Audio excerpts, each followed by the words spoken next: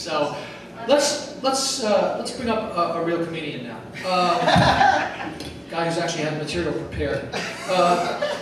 This guy runs his own comedy deal once a month down in Morgan Hill and in Gilroy. So you can go down there and get yourself a pair of irregular Levi's at the outlet mall while you're at it. So please welcome to the stage now, Mr. Wes Hofmann.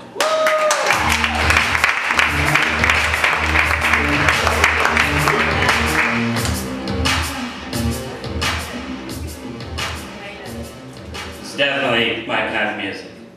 If you can't tell, that's the kind of stuff I listen to. Oh, my name's on the TV. That's cool. How you guys doing, Redwood City? What's up? Everybody have a good Monday? Nobody ever asks that. Yeah, have a good Friday, yeah, but nobody says, do you have a good Monday? Because they don't expect you to say yes.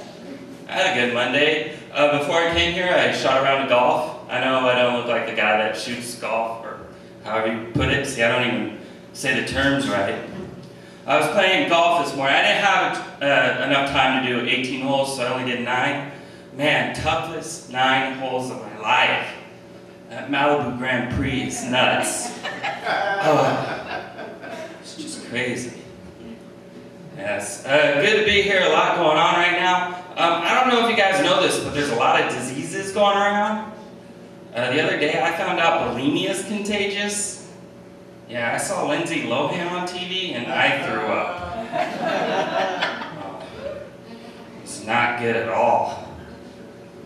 You ever start to say something and realize you're saying the exact opposite of what you wanted to say? I was in San Francisco with my buddy. We were in line for a concert and a homeless guy comes up to him and goes, "Do you got any change?" And he says, "No thanks." The homeless guy's thinking, "Oh man, you're more fucked up than I am."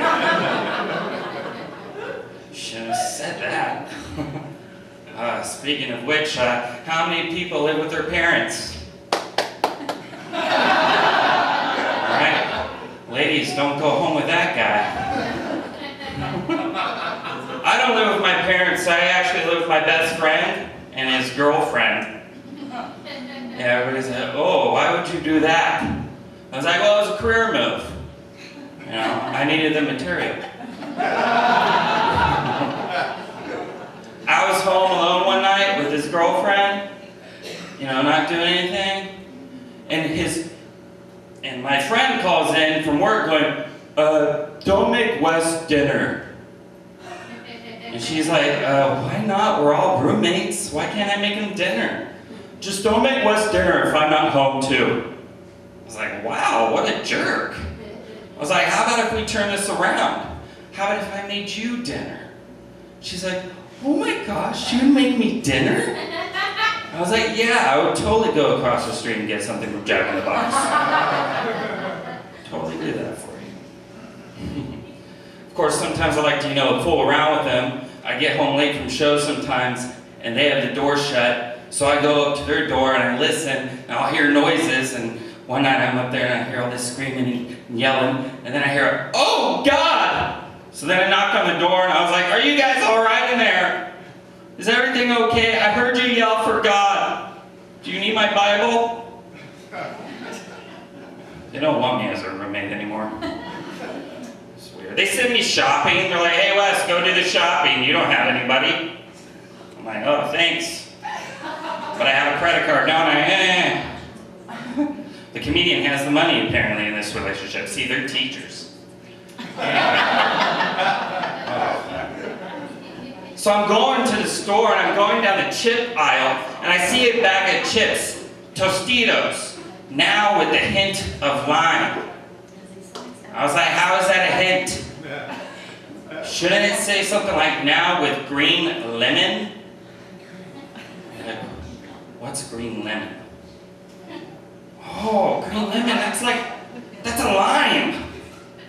That's a good hint. Good job, Tostitos. Give me a chip.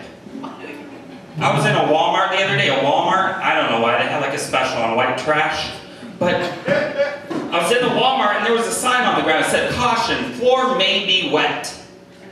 And I was like, well, what does that mean? That just means they're too damn lazy to bring out the sign every time the floor actually is wet.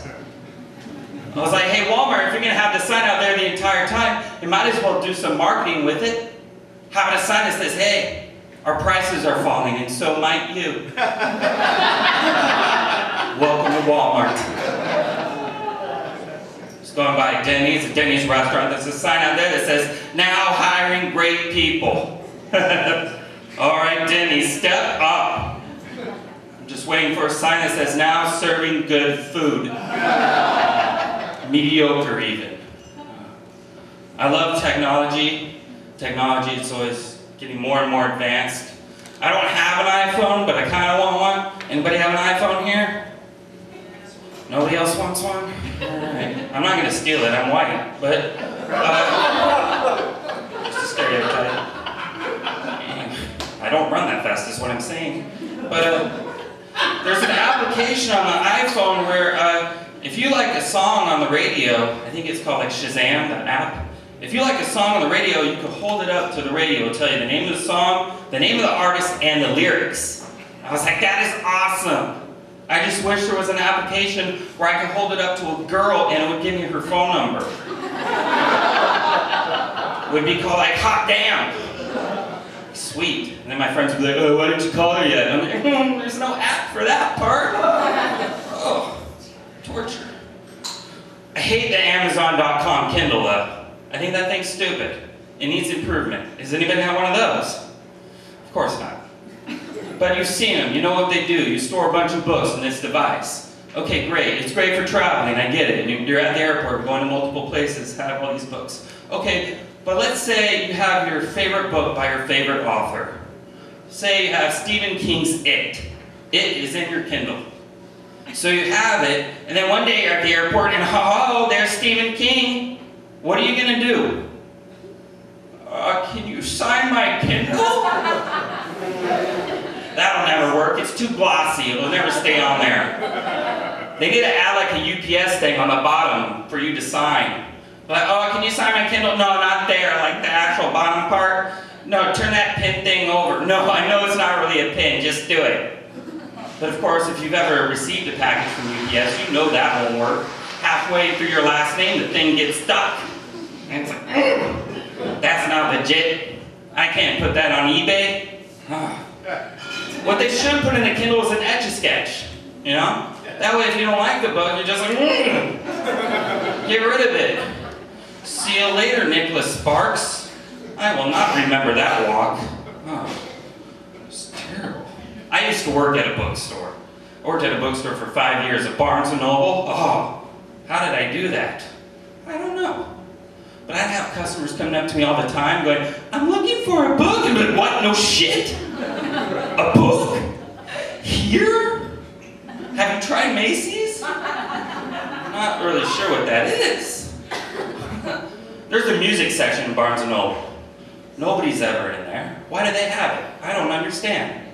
I was working in the music section one day, and I noticed somebody had stolen a Michael Bolton CD. I was like, why would anybody steal a Michael Bolton CD? But then I realized the embarrassment of buying a Michael Bolton CD. It made a lot more sense. You know, there's a certain line you cannot cross when you're joking around with customers. I found that out.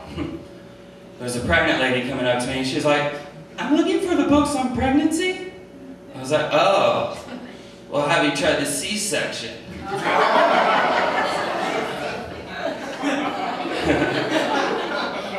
Just kidding. They're over there, fatty. Go get them. Oh, you called her fat. It's okay. I am too. We're related. That makes us related, right? I don't know how it works. So I'm single, obviously. I just call a pregnant chick fat. Pretty much states it. There's a new application on Facebook, fellas. If you tag a certain number of your friends that are taken on Facebook, you will get an email the day, the second that they become single. It's a real app.